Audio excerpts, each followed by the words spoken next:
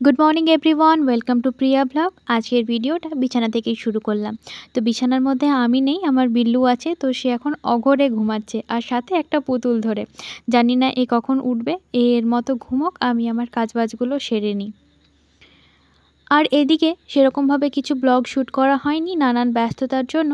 আর সন্ধ্যাবেলা আমি আর বাবা মিলে বেরিয়ে পড়েছি কিছু কেনাকাটা করার উদ্দেশ্যে। তো এদিকে প্রথমেই চলে এসেছি স্টেশনারি দোকানে। দোকানে এসে দেখছি অনেক ভিড়, সেই জন্য সে ভিড়ের ফাঁকে ফাঁকে আপনাদের সাথেও শেয়ার করে নিচ্ছি যে দোকানে কী কী জিনিস আছে। বাট এই সমস্ত জিনিস আমি কিছুই কিনবো না। তো যাই হোক, আমার যা কিছু কেনার ছিল কেনা হয়ে গেছে। এরপরে এলাম চশমার দোকানে, ডাক্তার কবে কি বসে তারই খোঁজ নিতে। যা খোঁজ নেওয়া ছিল নেওয়া হয়ে গেছে। এরপর এলাম গ্রসারি দোকানে। তো এখানে অনেক কিছু বাজার করার আছে। জানেন তো, এই দোকানের আমরা অনেক পুরনো কাস্টমার, তাই বাজার করতে করতে অনেক গল্পের আসরও জমে যায়।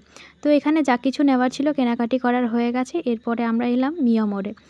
তো আজকে এখান থেকে কোনো কেক টেক নেব না, একটা কেক অর্ডার করার ছিল, তা আমরা অর্ডার করে নিয়েছি। এরপর আমরা বাড়ি ফিরছি। তো যখন আমরা বেরোই বাড়ি থেকে তখন কারেন্ট ছিল না, কিন্তু এখন যা দেখে মনে হচ্ছে বোধহয় কারেন্ট চলে এসেছে। আর বর্ষাকালের জন্য চারপাশটা বেশ ঠান্ডা ঠান্ডা ওয়েদার ছিল। বাড়ি পৌঁছে ফ্রেশ হয়ে বাবাকে ভাত দিয়ে দিয়েছি। তো ভিডিওটি যদি ভালো লেগে থাকে লাইক করে দেবেন। টাটা।